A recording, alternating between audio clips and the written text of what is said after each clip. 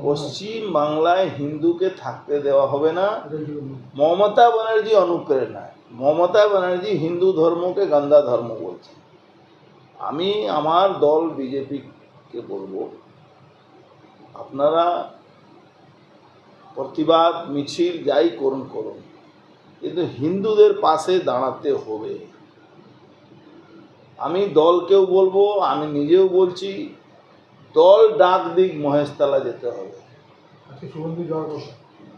দল ডাক দিক মহেশতলা যেতে হবে। আর যদি দল না ডাকে তাহলে বলুন, আমরা প্রশিক্ষিত সৈনিক আছি।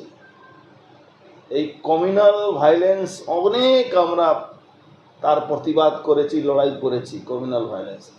কমিউনাল ভায়োলেন্স কি করে ঠান্ডা করতে হয় অর্জুন সিং ভালো করে জানে।